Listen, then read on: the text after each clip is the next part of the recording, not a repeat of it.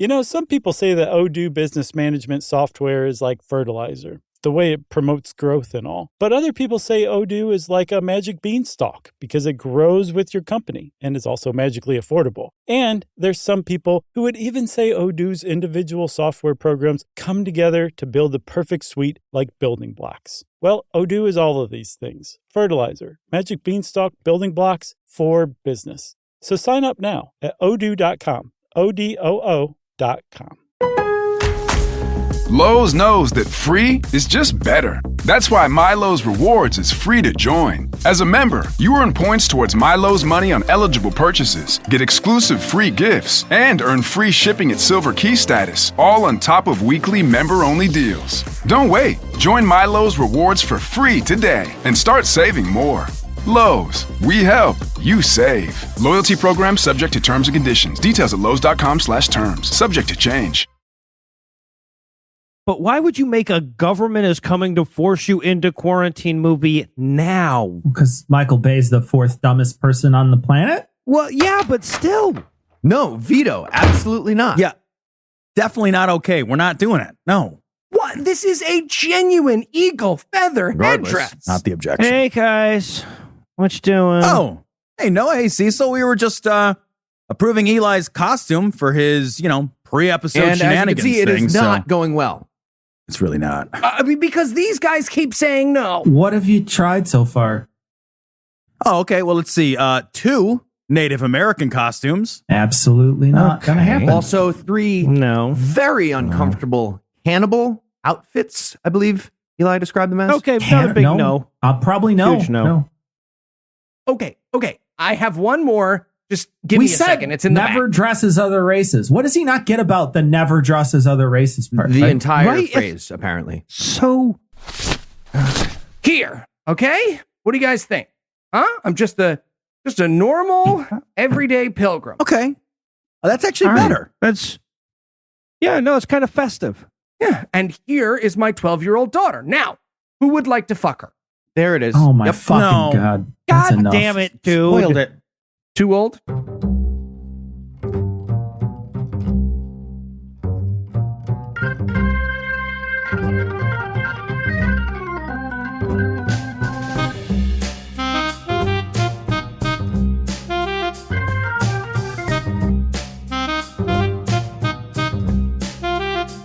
Hello and welcome. Citation Needed, a podcast where we choose a subject, read a single article about it on Wikipedia, and pretend we're experts because this is the internet.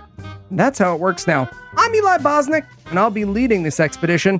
But if you'll learn anything this week, it's that I'll need a band of useless white guys. First up, 2 men who turned to cannibalism way too quickly, Heath and Tom.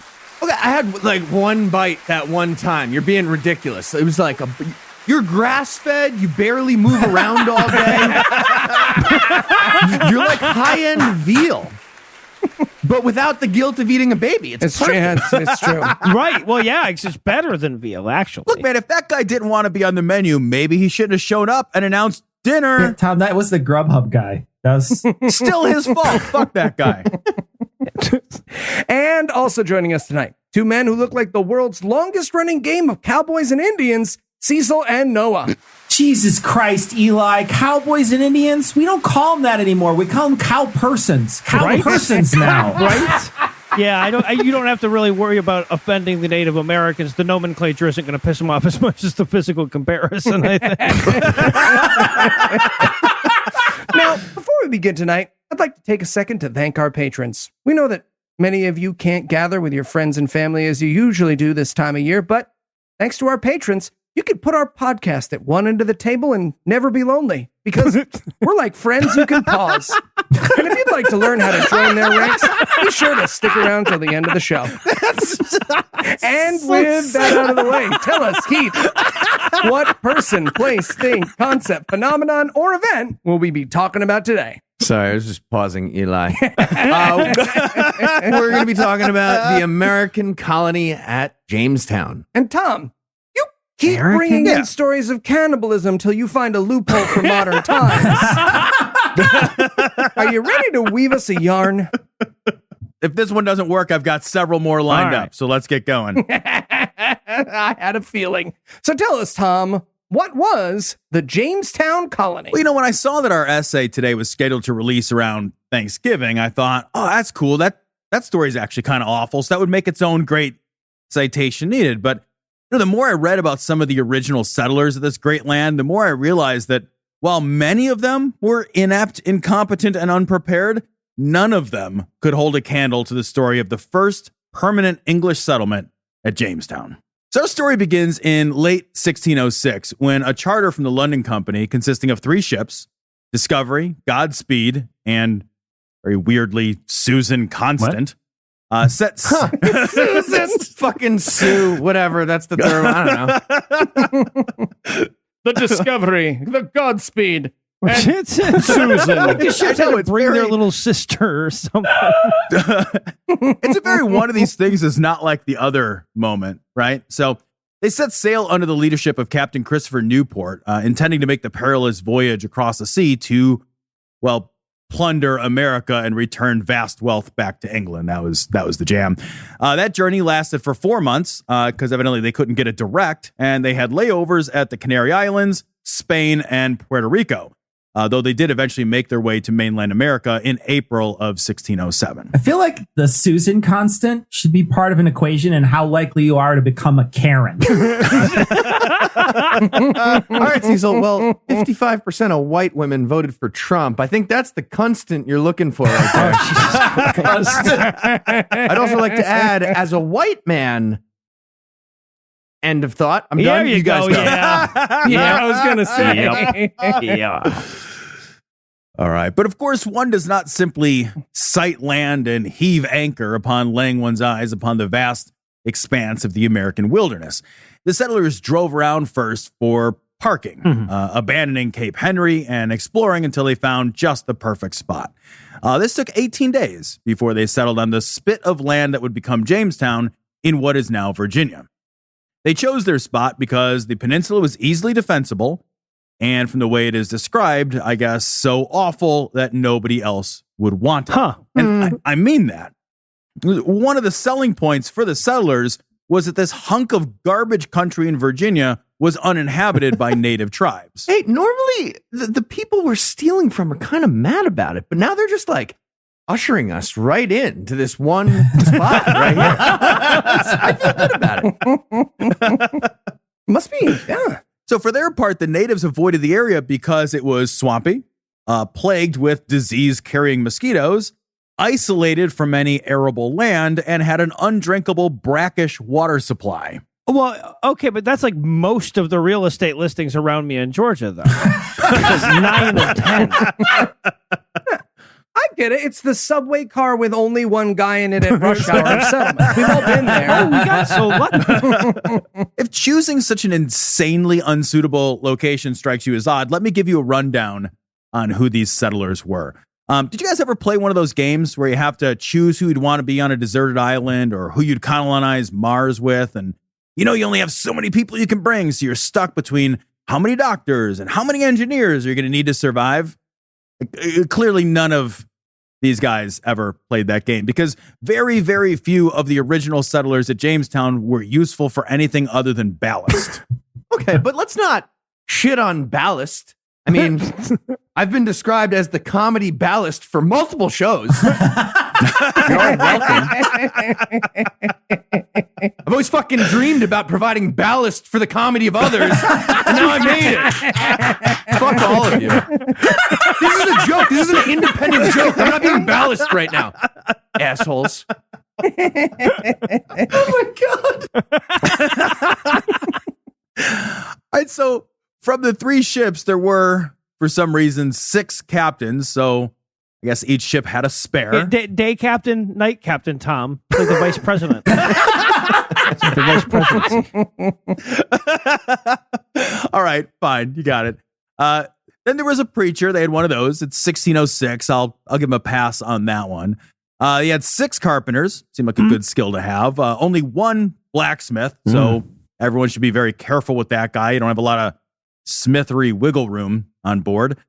There's 1 guy who was marked as a sailor So he was probably really tired after 4 months of sailing 3 Leaping ships, from I guess. boat to boat. One barber got to look spiffy in your Insta barber? stories, I guess. As A barber, many just brought a barbers barber as along. sailors. No, you can't. Who's going to cut their hair? That's dumb It's to be scissors. excited Whatever. about. Okay. They had 2 bricklayers, 1 mason. I don't know how those are different. A tailor, 1 drummer. Well, of course. No other You have a instrumentation bass player. noted. Somebody has to keep rhythm. Yeah. Yeah. He has to work during the pandemic. He's so essential. Yeah. 4 people labeled just as boys. Yeah. I'm not. Yeah. Nice. Yeah. We'll just let that slide. And 48 guys whose occupation was just listed as gentlemen. Okay. And now we're laughing, but there were also 14 gentlemen manservants. Jesus. So there were no soldiers, no farmers, no doctors. That might have been a good thing. Yeah. 48 guys on board whose job was to know which fork to use at a dinner party, and 14 dudes who shined those guys' shoes. Great. That was the manifest. Okay, I know you're joking about this, but all of our millennial listeners just desperately added gentlemen to their resume to see what they can do with that. Isn't it kind of crazy when the only woman you brought with you is the name of one of your ships? Sorry, I'm just adding gentlemen to my resume. And boy. Below comedy balance. Right next to comedy barrel. Yes, thank you. Whatever. Now, this next part Hate you you can't so really much. blame on the settlers themselves, but their arrival in 1607 just happened to coincide with a terrible drought. According to research obtained from 800-year-old cypress trees, the area was in the midst of the worst drought that it had ever seen in 700 years. Wow. This drought had actually begun just the year before, in 1606. It would last until 1612. That is really just a hell of a coincidence, and it would not do these English dandies a whole lot of favors. I know I said the drought wasn't the fault of the settlers, and it wasn't. But it was their fault that they didn't fucking arrive and choose the worst spot on the entire East Coast to set up shop until mid-May, because that is far too late to plant any of their crops for the year. And also the bulk of the settlers had no experience at all with hard labor, so even if they had arrived in time for the planting, none of them knew how to do it or had any fortitude for hard work. Within a few months, 80% of the original settlers were dead. Okay, what did they think they were going to do? Or Well, right. Yeah, right. Like, even if you'd shown up on time, we're a few months away from starving. If there's a drought, is still undersupplied. Jesus. So some of those who survived decided that, colonizing a foreign land wasn't all it was cracked up to be, and decided they'd be better off if they took up with the natives. Around Jamestown, there was a fairly sizable population of Senekamaka peoples, an Algonquin-speaking tribe belonging to the Powhatan Confederacy. When the settlers first arrived, the scene was full of good vibes. There was feasting, dancing, tobacco ceremonies, but local tribes soon became tired of the settlers' shit and mounted a series of attacks on the fort at Jamestown, so the settlers had to deal with that too. When you painted your shutters a different color, old-timey homeowners associations got pissed. We said no sheds! Hey, Susan Constant, I'll paint them back. To all the Jesus. millennial listeners who wrote down gentlemen earlier, a homeowners association is a thing when you own property. And there's I don't know myself, but apparently there's rules about you're allowed to do shit with it. So by 1608, a resupply with supplies and German and Polish craftsmen arrived. And while the supplies were most welcome, a lot of the OG settlers were already dead. The German and Polish craftsmen brought with them valuable skills, to be sure, but they also needed to be fed, and food was in tragically short supply. The Jamestown settlement was on the edge of ruin. The Germans who arrived often just defected and joined the local Indian tribes, taking with them valuable weapons and equipment that the settlers needed from that resupply. In fact, the Germans were so disgusted with the state of affairs that they even hatched a plan to combine forces with the Spanish and Powhatan Indians to attack the English fort, a plan which was only foiled by sheer chance when an English ship, the Mary and John, arrived and intimidated the smaller Spanish forces lurking nearby. Wow, it's a good thing there wasn't an inhospitable, shitty spit of land to lure them away. A few quick notes on why this was all going so much worse than the English expected it to. It was because the English were fucking stupid. That's the main reason. See, Tom is also getting ready for his essay on Brexit. So, two for this week. You see, the settlers expected to arrive in America and just find gold laying around everywhere. And they were going to take the gold and then be rich. That was the plan, actually. Never mind that they hadn't actually scouted this out first, so they never really intended to build a sustainable community. But once the massive investment was made to set up this colony, England demanded that the settlers figure something out and start paying back Mother England. If the streets themselves weren't lined with gold, then they best get to figuring it out because shit was coming due. England was demanding that the colonists pay back the cost of the voyage, provide, quote, a lump of gold, which I love. It's just an interesting unit. A lump? It's a one right? lump. Okay. Just give me a lump. They also wanted an assurance that the settlers found the South Sea, and they wanted them to return at least one member of the lost colony of Roanoke. What? Wasn't that from like I'm 20 not years kidding. ago? These were the This feels like a quest from a video game. And 5 golden hemorrhoids. And a shrubbery. What? So I'm not kidding at all. Those were the English demands. That's what they were requiring. In return, Captain John Smith demanded, and I'm not making this up, he demanded that investors send to the colony some motherfuckers with actual usable skills because all the dandies were dead and the Germans they just sent over were forging alliances with the Spanish and trying to kill them. Yeah, I just can't get over. They think gold's lying around. If you think gold's lying around and you just wanted gold, why not just send empty fucking boats? Like, why would you fill them with people? Maybe they did send scouts, and the scouts kept coming back and going like, "Nope, there's no gold," and they're like, "No gold." Okay. Not buying that bullshit. Turn out your pockets. Turn them out. So John Smith ends up getting badly burned in a gunpowder accident not long after his pleas for help, and he has to return to England. But his arrival back in England seems to have lit a fire in those at home who had a stake in at least some of the settlers surviving. John Smith's like, lit a fire, Tom. Really? Lit a fire. So a third supply mission was dispatched in 1609. The flagship of which was the Sea Venture. That was a purpose-built ship captained by the same guy who first brought the Jamestown settlers to Virginia in 1607, Captain Newport. This ship, along with 6 more, carried 214 additional settlers and just mountains of much-needed supplies. So, of course, they ran into a massive storm, and the fleet of ships were quickly separated. Some of the smaller ships made it to Jamestown, but the bulk of the resupply was on the Sea Venture, which was tossed about in a hurricane for 3 days before running aground on a reef in Bermuda. Oh, man. Bermuda instead of swamp-ass Virginia? Holy shit. Yeah. Old-timey travel upgrades were fucking dope, man. Holy shit. Take that all day. I can't help but feel there was a little bit of, oh no, we're in Bermuda. Whatever will we do? How did that happen? The anchor fell down. We can't leave without our comedy ballast. He's on shore. The survivors from the Sea Venture were stranded in Bermuda in Bermuda for 9 months. Well, because the weather's so bad, it got cold. It got really cold, and they got iced in probably. So here I have to give them some credit. These guys were stranded, and rather than look around and realize they were in Bermuda with a ship full of supplies, so maybe this would be a good time to stop being English. Instead, they foraged from the grounded Sea Venture enough materials to make 2 new ships, Deliverance and Patience, which is pretty damn incredible because, again, I would have built myself a treehouse in Bermuda and forgotten all about Jamestown. Yeah, I mean, if anything, if you feel guilty, you build one ship and then go tell all those other motherfuckers about Bermuda with it, right?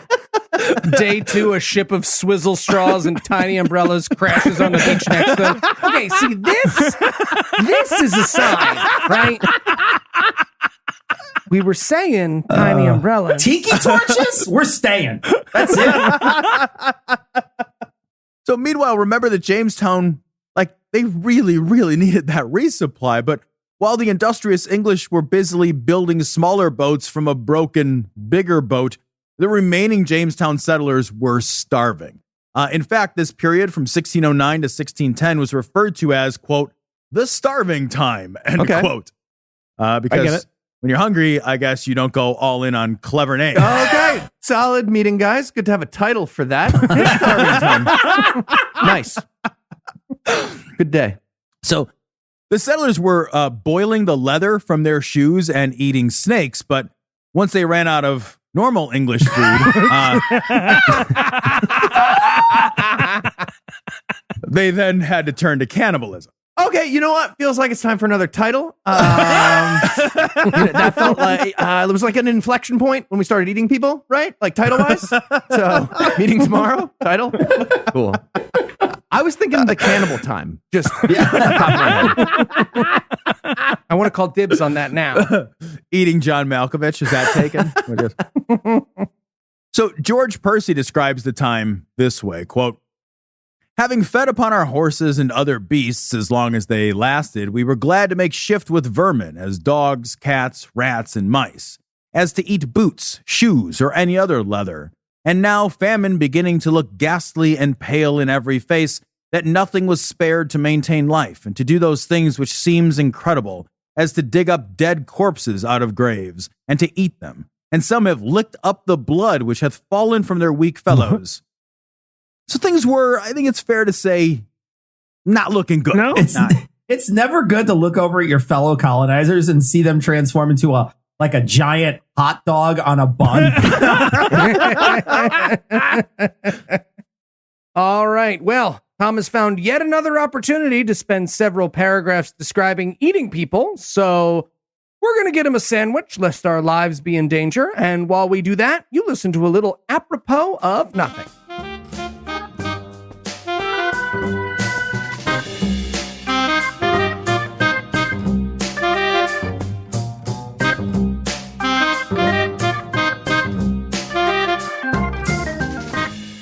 Lou, doing boat stuff. Boat stuff is my favorite stuff. Captain. Yes, second captain. How can I help you? Yeah, I was just going over the ship manifest, and it seems there's an error in here. Really? Well, what is it? Well, it's the crew, sir. It says here we have 11 captains. Righto. You never know when you're going to need somebody to take the wheel. Okay, but here it says there's also 3 haberdashers. Obviously. How is that obvious? Okay, so you need the bad, cheap haberdasher, and obviously that implies that you would then have a good haberdasher. Yeah, the good one. Yeah, right. And then the haberdasher that you. you go to because he's just a little closer to your house. Okay, but what about the 9 softcore erotica authors? Oh wow, we only got 9. Yeah, you're right. That might actually be tricky. Right, but sir, there's no farmer on here, no workers. There's 6 poets, 2 cobblers, 1 bookbinder, 17 lighting designers, but nobody who's gonna help us survive. Well, you've only listed 24 people. There's 5 more on the crew. What are they? Podcasters, sir. Oh, we're fucked. Yeah, because one of them's comedy ballast, so we're absolutely fucked.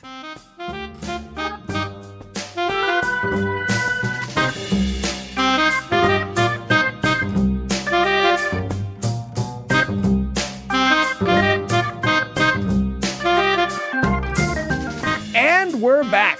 When we left off, old-timey racists were dying, so it's okay. Do go on. So by May of 1610, the resupply ships Patience and Deliverance arrived, though they were not able to carry nearly as much as the original Sea Venture, the resupply cargo ship.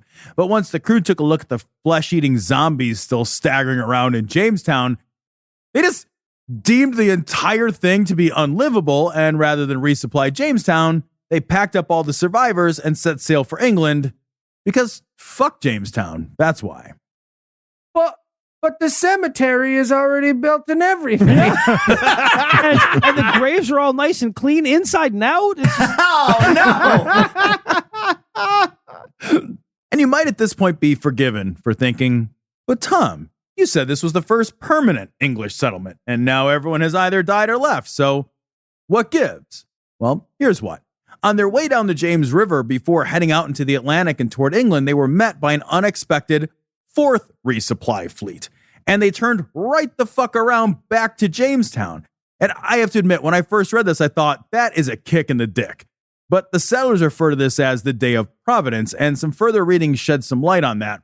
The settlers were in absolutely terrible, appalling condition, and almost certainly none of them would have survived the journey back to England. So turning around with a fleet of Meals on Wheels was a much better option. Meals on keels. Zing, ballast. Oh, so good. So The good. Wake a Wish Foundation. Go ahead. How do I follow that? I can't follow that. Are you kidding me?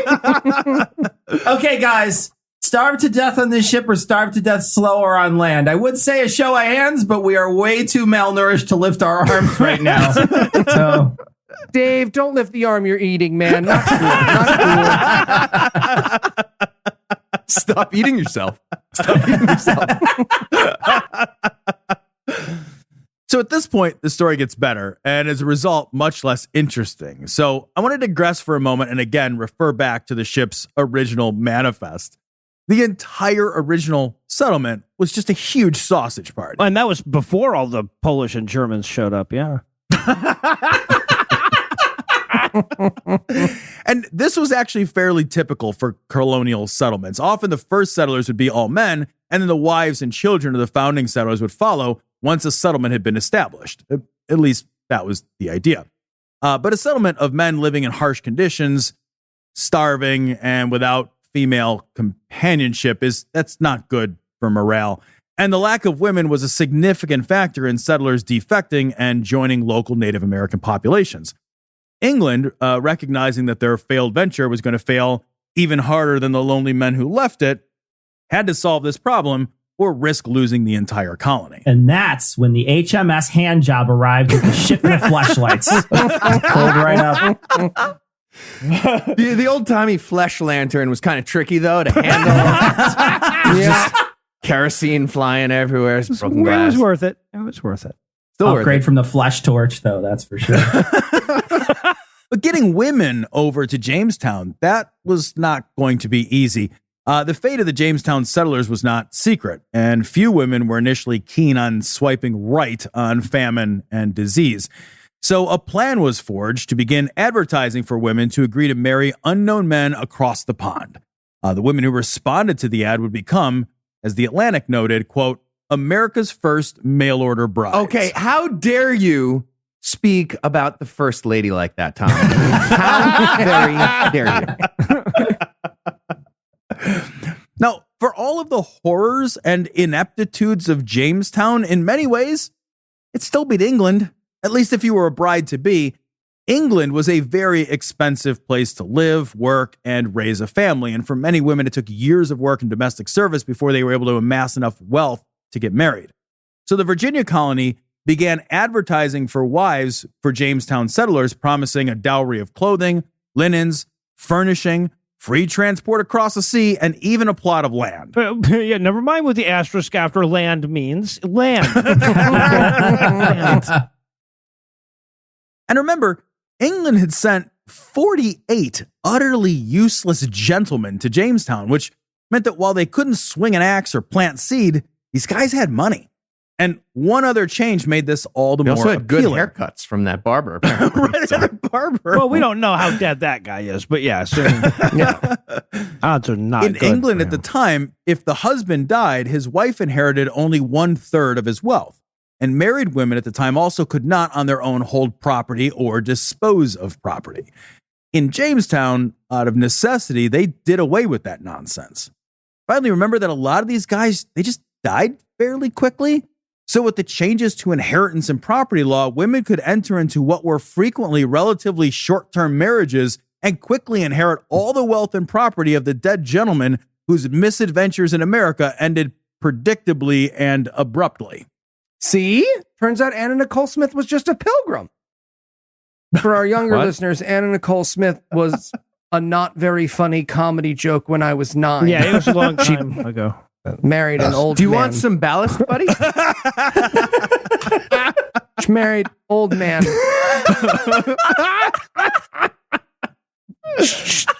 He died.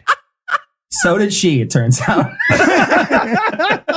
By 1613, the drought had ended, but the Virginia Company was still none too happy that they were losing money on this whole deal. So without waiting for government consent, they just started assigning more land to everyone that was in Jamestown in the hopes that more land would yield more crops and thus more revenue.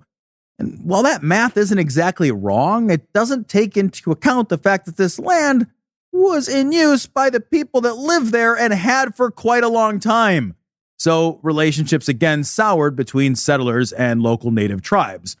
After several years of increasingly tense relationships with the settlers, the chief of the Powhatan tribes decided to try to eliminate the colony once and for all. Well, yeah, he decided that right about the time it was clear that they weren't going to do it themselves. So close. On March 22nd, 1622, they attacked the colony and its plantations up and down the James River in what became known as the Indian Massacre of 1622. More than a third of the colony's English-speaking population was killed, and the final death toll was 347. Between all the resupplies of new settlers between 1607 and 1624, 6,000 people came to Jamestown to make their fortune, and only 3,400 of them would survive. Wow. The Powhatan would eventually change their name to Washington Football Team. That would be Jamestown itself was burned to the ground in 1676 during Bacon's Rebellion. Grease fires are a bitch, though. I mean, they're tough to put out. Bacon's Rebellion was a rebellion of enslaved people, a tragedy not befitting its delicious namesake. After Jamestown was burnt, it was rebuilt, but then in 1698, it burned again, this time by accident. And rather than rebuild it, they simply moved the capital of the colony away from the brackish, mosquito-filled swamp and over to Williamsburg. Guys, look, if this burns down and sinks into the swamp again, they're going to say we copied off of Monty Python. So we got to... Jamestown itself never recovered. By 1750, it was abandoned entirely, which is, it seems to me, what the settlers were working to accomplish since they first arrived 144 years earlier. And Tom, if you had to summarize what you've learned in one sentence, what would it be? Let's see. American's origin story remains a parable for its future. Eli. Wow. Wow. And are you ready for the quiz? Let's do it. All right. So the history of the state of Virginia doesn't actually get any better from there. In fact, So sad. the state wouldn't get its first good news until the day of this record, when its governor first signaled publicly that he was going to push for the legalization of recreational use of marijuana. If he makes that happen, what should Virginia's new state slogan be? A, Roll Dominion. B, Virginia is for loafers. I like that Nice. one. That's Thank good. you. Or C, get ready for the deep cut. Sometimes it's just for that one buckaroo. April Poff Poff Pass. Fantastic. A puff. Woo! Nice work. All right. Well, I think you're trying to trick me with the April Puff reference. Hey. But I believe Virginia is for loafers. It's just too good. That is correct. That's that is terrific. that is the right one, man. Well done. Well done. All right, Tom, what's the best Yep. boat name for a ship full of mail order brides? A, Sight Unseen. C is spelled differently. It's a visual joke in an audio medium. Rocks. I love it, It guys. works. All right, I'm so seeing it. B, First Mate. C, The Silent Partner. Or D, Show Me the Matrimony. First Mate is absolutely perfect. That's so good. I That love is the correct Excellent. answer. All right. All right, Tom, one more for you. All right. What's the best dating site for cannibals? Is it A, Skinder? B, Organ Grinder? Or C, Grinder. Comet Ping Pong? Oh, it's just so good. Oh, just so good. Organ Grinder. I think it's got to be Organ Grinder. I want it That's to amazing. be Organ Grinder, but we have the thing. Yeah. It's actually Yeah. Skinder. No. Oh, I thought because of the thing, I knew I'd get it wrong because it said I did. All right. Yeah. Heath, you stumped Tom, which means you are this week's winner. All right, let's get some informational reality content from Noah. Oh, good. Me. Hey, different strokes for different folks, I guess. All right. Well, for Tom, Keith, Noah, and Cecil, I'm Eli Bosnick, thanking you for hanging out with us today. We'll be back next week, and by then, Noah will be an expert on something else. Between now and then, none of us will have Thanksgiving. We're just gonna, I don't know, sit in our fucking houses, maybe do some sad Zoom shit with our family, which is only gonna make us feel That's worse. so much better than the normal. What are we gonna do to cheer us up? Listen to a podcast and you fucking stock the shelves at Walmart or whatever the fuck your job is for comfort? No, we have nothing. I have nothing except the eternal grind of our weekly schedule. I make shoes for others while my feet become raw and bloodier by the second. If you'd like to help keep this show going, you can make a per-episode donation at patreon.com/citationpod or leave us a 5-star review everywhere you can. And if you'd like to get in touch with us, check out past episodes, connect with us on social media, or check the show notes, be sure to check out citationpod.com. And show up to the live stream to Save the Senate on Friday. Yeah. Friday, That's a fun, 3 cool thing. p.m. Find it on all our social media. Yeah! But, goodst fellow Cecil, am I not your merriest man? I tell thee nay, thou art not my merriest man. Classic. I still wish we had some food, though. Yeah. You gonna finish your hand?